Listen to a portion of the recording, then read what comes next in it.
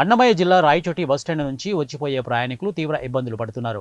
వైఎస్ఆర్ జిల్లా కమలాపురం నియోజకవర్గ పరిధిలో జరుగుతున్న మహానాడు కార్యక్రమానికి 100 ప్రత్యేక బస్సులు వేశామని విచారణ కేంద్రం వద్ద నోటీసు అంటించి అధికారులు చేతులు దులుపుకున్నారు. అధికారికంగా 100 బస్సులు నోటీసు అంటించిన అధికారులు అనధికారికంగా మరో 30 బస్సులు అదనంగా తీసుకువెళ్లారని సమాచారం. దీంతో వివిధ పనుల మీద ప్రయాణం చేయాల్సిన ప్రభుత్వ, ప్రైవేటు ఉద్యోగులు సైతం బస్సులు లేకపోవడంతో తమ యాజమాన్యాలకు ఏం సమాధానం చెప్పాలో తెలియక సతమతమవుతున్నారు. ఒక పక్క బస్సులు లేక ప్రయాణికులు ఇబ్బందులు పడుతుంటే మరో పక్క తెలుగు తమ్ముళ్లు రాకపోయినా ఖాళీ బస్సులు మహానాడుకు తరలిస్తున్నారు. రాజంపేట పార్లమెంటరీ అధ్యక్షుడు, రాజంపేట తాత్కాలిక నియోజకవర్గ ఇన్ఛార్జి చెమర్తి జగన్మోహన్ రాజు ఆధ్వర్యంలో ఖాళీ బస్సులు రాయచోటి రింగ్ రోడ్డు మీదుగా సుండుపల్లి నుంచి మహానాడుకు బయలుదేరాయి. ఏ ఊరికి పోవాలమ్మా నువ్వు? ఏం బస్సులు రాలేదా? ఎప్పుడు వస్తాయంట?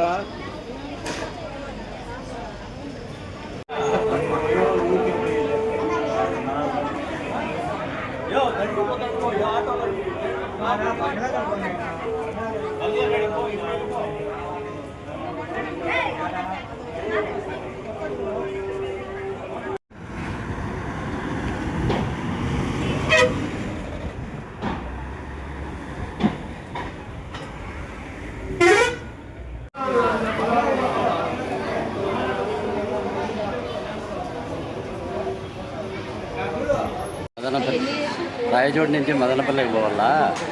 ఈ రాయచోటి బస్టాండ్లో అన్నమయ్య జిల్లా హెడ్ క్వార్టర్ ఇది.